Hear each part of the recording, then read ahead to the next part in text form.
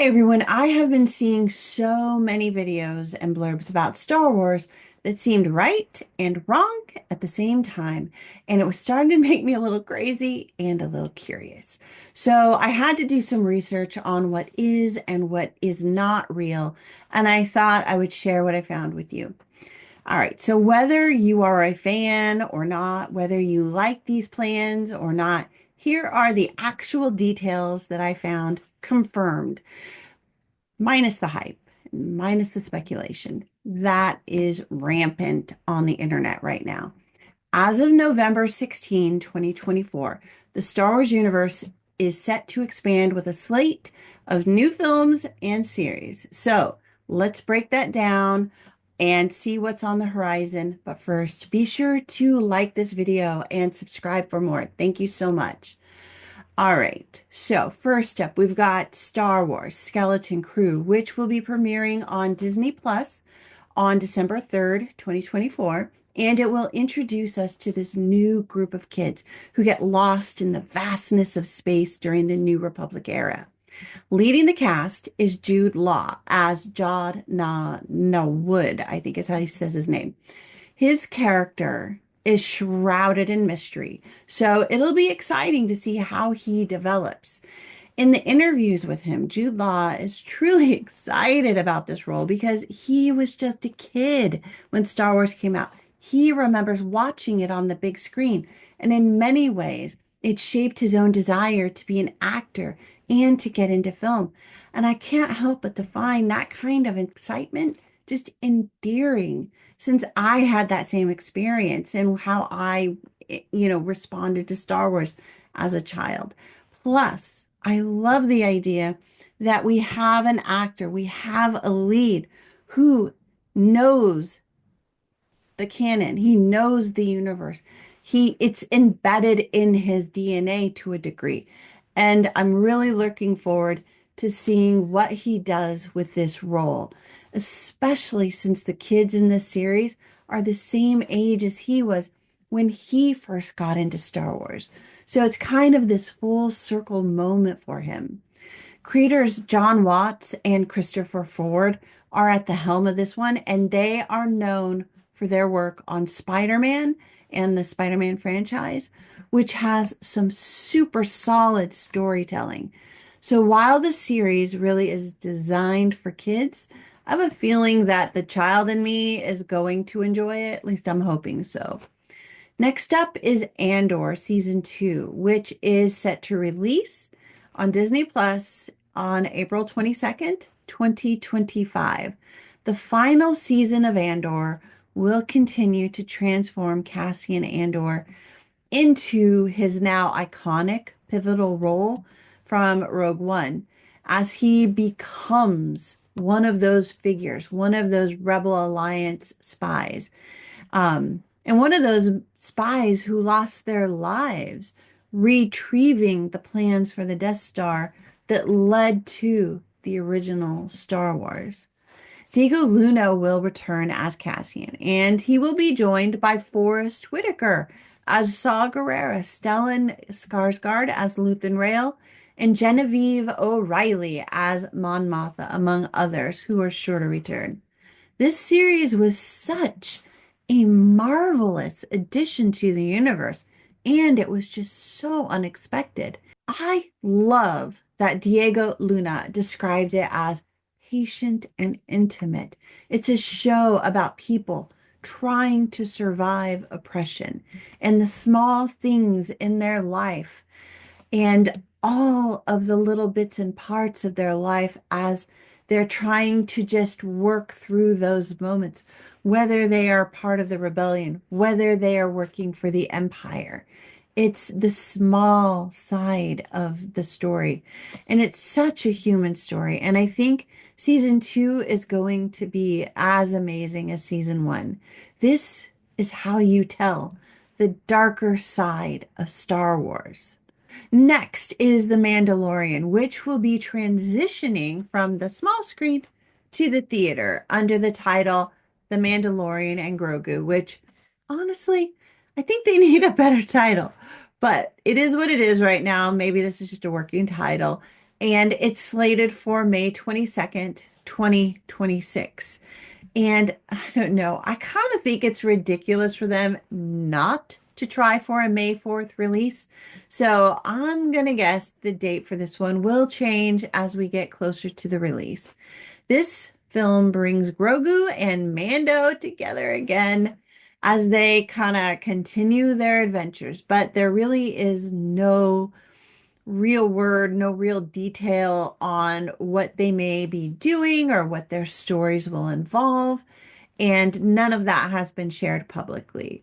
All we know is that Pedro Pascal will return as Din Djarin. And here's the cool part, Sigourney Weaver has actually confirmed that she has a role in the film, but no other details are available. We don't know who she's playing or what she's doing. It's also been confirmed that Garazeb Zeb Aurelius is expected to be in the film. And there's speculation that Steve Blum, who did his voice in the animated series Star Wars Rebels, will play that part. We also have seen that what are they called again? The Anzellan species from Star Wars The Rise of Skywalker, and also, I think they were in the third season of The Mandalorian, will also be in this series, which will help to kind of fill out the universe with a few more creatures that we are familiar with. Jon Favreau, the original creator of the series, will be the director of the film, and he also co-wrote the script with Dave Filoni.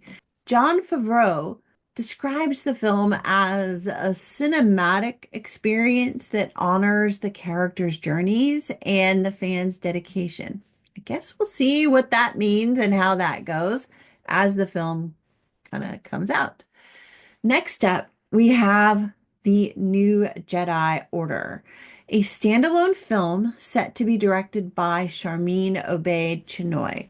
It's set after the events of The Rise of Skywalker and focuses on Rey's efforts to rebuild the Jedi Order.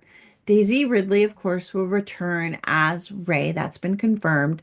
And there is potential that additional films will be made. However, I'm guessing that they are holding back on that commitment pending fan response. And so I think that's a really good thing to underscore here. I keep seeing that everybody's saying that this is a trilogy. It is not a trilogy. It is one film with Daisy Ridley as Rey trying to put together a new Jedi Order, a new school, something like that. It's about 15 years out from the end of the last series. I also see Rey being called the new Obi-Wan on the internet, and it's kind of an annoying term, yes. And I literally cannot find any scrap of data from either Lucasfilm or Disney confirming that this is how they are thinking of her. They have not cast her in this light at all. They've not described her in this way. So I think this is just fans getting a little worked up about it because she's in the film again and she's putting together a Jedi Order. But she definitely is not the new Obi-Wan. She is simply a Jedi, and this is the thing that she's doing. However, yeah, I gotta say, it does make sense that her character would want to rebuild the Jedi Order, and I am hoping that her character does it in such a way that it will help the Order to be a bit more stable and flexible. Hopefully, they learn from past mistakes. Still, I don't see her as a replacement as Obi-Wan. No, that's just speculation. It's not grounded in fact. And that's just, I think, a worry that a lot of us have. Following up on that film is a new Untitled trilogy. And so this, I think, is where some of the confusion might be coming from regarding trilogies. This new trilogy is being developed and led by Simon Kinberg, who's also known for his work on the X-Men series. I think that it might be a little bit stalled right now, but hopefully it's in the works. And I hope he has some good Star Wars lore in his DNA because I think there is a good chance that this trilogy could be solid with him behind it, given his work in other franchises. We'll just have to see how that goes. The new trilogy is expected to introduce all new characters and all new narratives, and it will be kind of different from the Skywalker saga, which I actually think is a good thing. I think we need a break from Skywalker as much as I love the Skywalkers. Kinberg shared his vision for this trilogy, basically stating that they aim to explore uncharted territories in the Star Wars universe, bringing out fresh new stories to life. This series doesn't have any other details, and that's just really raw. That's just very basic information, and that's all that has been released at this point. So it's still, in my opinion, a little bit speculative. But it will either be a trilogy that takes place somewhere in the timeline before Star Wars 1977, or it's going to come after the new Jedi Order. That just seems to be the two places where this trilogy would make the most sense. And I guess we'll have to wait and see. My money, it's on it being further out in the series. So after the Jedi Order has been reestablished, so that they can build a new future for the Star Wars universe with new characters, new actors, new stories that don't mess with the original canon, which I like. I really hope that's the way that this develops. And it may or may not include Rey. I doubt, if they put it further out, I doubt she'll be in there, but who knows? We'll see. Finally, Ahsoka has been renewed for a second season, which I don't think is any surprise to anyone, and it will begin production in 2025 after the completion of the Mandalorian and Grogu movie, according to Natasha Bordizzo, who plays Sabine Wren. That means it'll likely begin filming in late summer 2025, which means it will be released sometime in 2026. The plot details have not been released, but it's clear that Rosario Dawson will return as Ahsoka Tano, along with Natasha as Sabine Wren. We'll likely also see characters such as Hera Syndulla, Ezra Bridger, Grand Admiral Thrawn, and Morgan Elsbeth in order to continue the stories that were developed. The big question is, what are they going to do with Baylan Skoll and Shin Hati? I'm sure Shin Hati will be back for sure, but they're going to have to recast Baylan since Ray Stevenson passed away. He was so good in that role, and his shoes are going to be tough to fill. But you know what? I'm willing to give whoever they cast a chance, because that's not going to be an easy transition for anyone. And as a fan, I do have some concerns about some of these series and movies that are coming out, because Star Wars has made some big missteps in the Star Wars universe lately. And I know a lot of other fans have already written off the future of films and series in this universe. I do have some concerns about how fast the franchise has been growing. And I worry that the core stories are getting watered down. But I am still here for it. And I'm curious to see how they pull off these new stories and pull them together.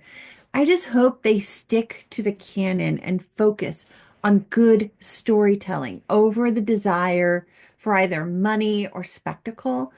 And I know they're out to make money. They are a corporation. That's why you make films. But I promise you, you will make more money with a good story than you will with just a spectacle of a film that's coming out. Focus on the story and you'll be all right.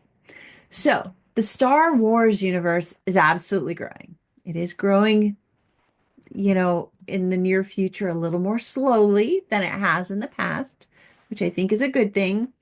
So, what do you think? What are some of your concerns? And what do you hope we'll see with these new series and films beyond all that wild speculation that we're seeing right now? All right, everybody. Thanks so much. I hope you enjoyed my no nonsense news roundup for the state of the Star Wars franchise and the coming stories as of the end of 2024. Thanks so much. And please do give this video a thumbs up and subscribe for more. I would be very grateful. Thank you. In the meantime, happy viewing, and I will see you all again soon. Bye.